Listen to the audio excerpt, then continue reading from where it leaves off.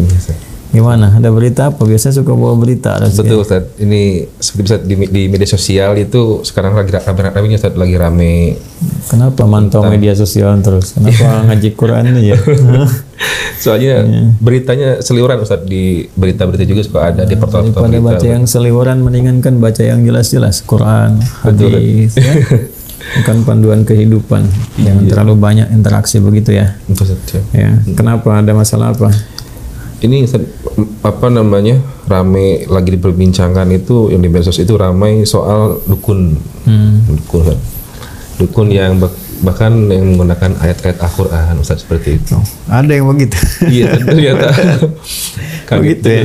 Betul. Zaman Nabi dituduh dukun, sekarang dukunnya pakai Quran. Iya. Pertama, jadi hukum berkonsultasi, meminta sesuatu, membenarkan dunia perdukunan atau apa yang dikatakan dukun sendiri, itu ancamannya tinggi dari Nabi SAW. Berbahaya itu, ya. Jadi ada salah satu hadis yang diriwayatkan oleh sahabat Abdullah bin Mas'ud radhiyallahu taala anhu, beliau menyampaikan, qala Nabi sallallahu alaihi wasallam, Nabi sallallahu alaihi wasallam pernah bersabda, wa bima ma'na wa kama qala Rasulullah sallallahu alaihi wasallam, man ata arrafan aw sahiran aw kahinan fasa'alahu, siapa yang datang, kata Nabi sallallahu alaihi wasallam, kepada arrafan. Arrafan itu orang sebut sekarang kayak orang pintar, gitu kan. Nah, paranormal lah ya. Nah, macam-macam lah selalu dibahasakan yang bagus-bagus ya. Padahal juga jadi masalah. Kenapa disebut orang pintar? Karena yang datang bodoh gitu. Iya juga betul. Kenapa disebut orang pintar? Karena yang datang bodoh kan. Kalau nggak bodoh kan nggak datang ke situ. Tapi intinya begitulah gitu, penerawang dan sebagainya. Nah, kemudian yang kedua sahiran, tukang sihir, magic dan sebagainya yang memang ditujukan untuk sihir, santet dan semisalnya. Lalu yang ketiga kahinan, dukun. Jadi ada satu kayak paranormal, kekinian dia bahasanya.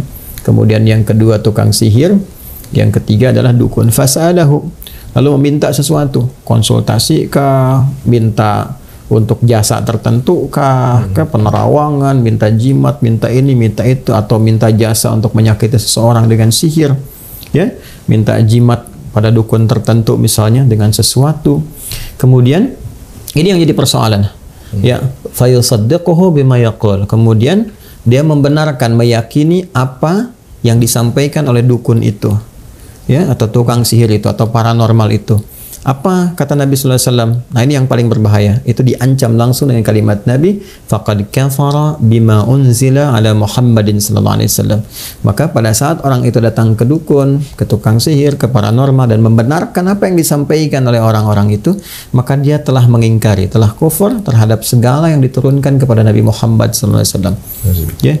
Nah, itu di antara uslub, ya, atau cara menyampaikan informasi yang menunjukkan kecaman yang sangat tinggi, bahkan nanti menunjukkan kepada kekufuran terhadap nilai-nilai syariat yang paling pokok, yaitu akidah.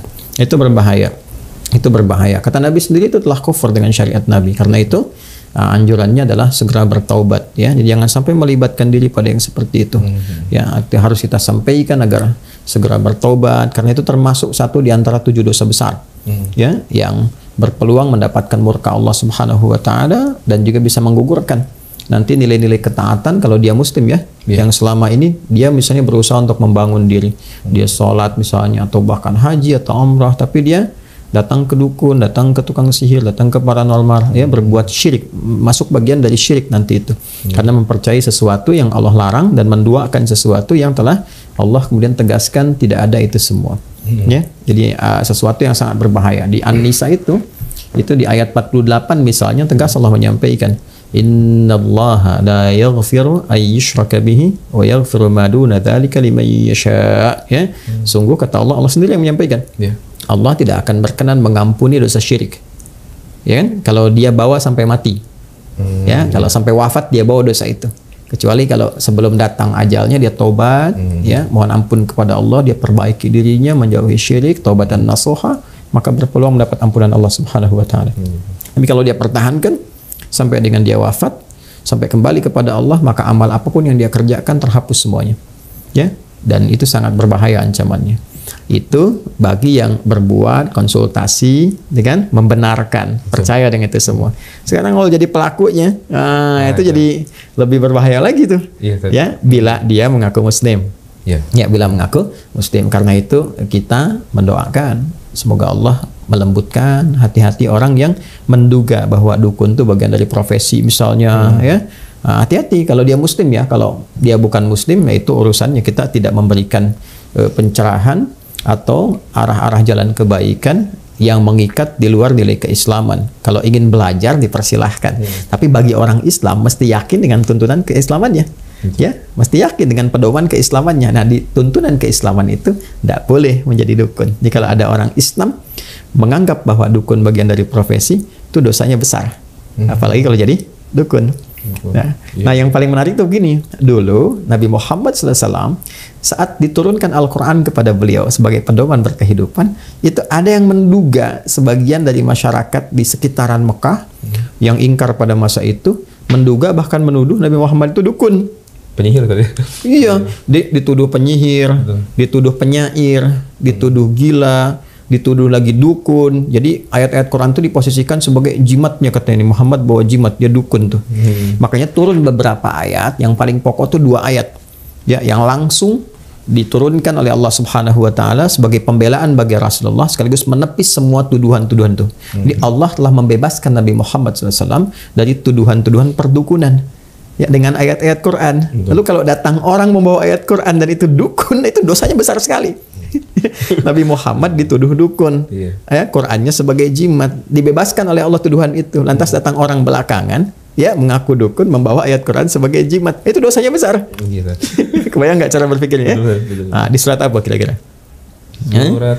Di surat Al-Haqqah, ya, surat Al-Haqqah ayat 42. Wa ma huwa biqauli kahin qalilan ma tadhakkarun. Kata Allah, dan Quran itu bukanlah jimatnya para dukun. Ya, Quran bukan perkataan dukun, apalagi digunakan misalnya ya untuk magic tertentu atau ini dan itu dan sebagainya yang dipahami sebagai bagian dari perdukunan, itu nggak boleh. Qalilan ma tadhakkarun. Orang-orang yang berpraktek seperti itu, kata Quran, itu nggak pernah zikir tuh orangnya. Ya, qalilan itu kalau pakai ma, itu kesannya nggak pernah. Ya, kayak orang Arab bilang begini misalnya, qallama ta'tina atau qallama tazuruna. Kayaknya kamu qallama itu kan diartikan sedikit ya, dikit sekali datangnya gitu kan, dikit sekali ngunjungin saya ke sini. Nah, itu terjemahan bebasnya. Tapi secara balaghah kata qallama ta'tina itu atau qalilan ma itu menunjukkan nggak pernah. Jadi kalau seseorang sudah berbuat maksiat, itu pasti implikasi terbesarnya kesolehannya akan menurun. Ya, karena salah itu lawannya soleh. Jadi kalau solehnya naik, salahnya turun. Kalau salahnya naik, solehnya turun. Ya, makanya orang-orang munafik itu sedikit zikirnya. Innal munafiqina yukhadi'una Allah wa huwa khadi'uhum wa idza qamu ila sholati qamu kusala yura'una an-nasa wa la yadhkuruna Allah illa qalila wa la yadhkuruna Allah illa qalila. Ya, An-Nisa ayat 142. Kata Allah, orang munafik itu kan banyak problemnya tuh. Banyak maksiatnya, banyak salahnya. Makanya kalaupun zikir itu cuma sedikit, itu pun kalau ada kepentingannya aja. Ya, untuk kebutuhan dunianya. Jadi zikir tarik ke dunia. Nah, para dukun itu disebut oleh Quran qalilan ma tadhakkarun, hampir nggak pernah zikir. Apa di antara zikir itu? Quran, gitu kan? Itu disebut dengan zikir. Inna nahnu nazzalna dzikra. Jadi para dukun tuh pasti kalau dia mengaku muslim pun bawa ayat Quran, dia sendiri belum tentu bisa baca itu. Ya, ngajinya pasti berantakan tuh. Salatnya pasti nggak benar tuh. Nah, itu bahasa Quran. Ya, kemudian ada lagi di surah At-Tur di ayat ke-29. Fadzakir fama anta bi ni'mati rabbika bikahinin wala majnun. Ya, wadzakir, ingatkan, share, pahamkan orang, gitu kan? Kata Allah, ingatkan orang-orang itu, ajak pada kebaikan, doakan, sampaikan kelembutan, dakwahi. Kamu itu telah mendapatkan nikmat Allah. Kata Allah Subhanahu wa taala, Muhammad SAW, engkau dengan nikmat Rabbmu itu diberikan kenikmatan besar. Dengan nikmat itu, engkau bukanlah seorang dukun. Kau bukan pula orang-orang yang terduga mengalami penyakit jiwa, gitu kan? Disebut gila dan sebagainya. Engkau bukan itu. Engkau adalah orang yang mendapatkan kelengkapan nikmat dari Allah Subhanahu wa taala. Jadi artinya hal-hal yang berdekatan dengan dukunisme, ya paranormalisme, sihirisme dan sebagainya, itu menjauhkan seseorang dari nikmat Allah Subhanahu wa taala. Dan kenikmatan terbesar itu ketika seorang hamba tersambung dengan Allah lewat zikir. Paham nggak? Ngerti ya? Jadi yang begitu satu diabaikan. Sekalipun seseorang dia mengenakan misalnya perangkat-perangkat keagamaan, keislaman dan sebagainya, tapi membawa risalah-risalah, informasi, ajaran-ajaran yang bertentangan dengan nilai keislaman, jauhi. Yang kedua, doakan, karena dia pun selama hidup masih punya hak untuk menjadi soleh. Ya, kita bantu supaya bertobat, mengarah pada yang baik, belajar kepada guru yang benar, sehingga itu menjadi perubahan pada dirinya dan mendorong orang-orang yang menganggap itu profesi dari teman-temannya untuk bertobat, kembali pada jalan kebaikan. Ya, kalau ada yang soleh, kenapa pilih yang salah? Rizki dijamin nggak oleh Allah? Dijamin. Dijamin. Diberikan nggak? Diberikan. Terus yang menjaga kita siapa? Allah. Yang merawat kita siapa? Allah. Allah memberi jalan yang baik tidak? Kalau ada jalan yang baik, kenapa membeli yang buruk? Betul. Paham ya? Iya, paham. Alhamdulillah.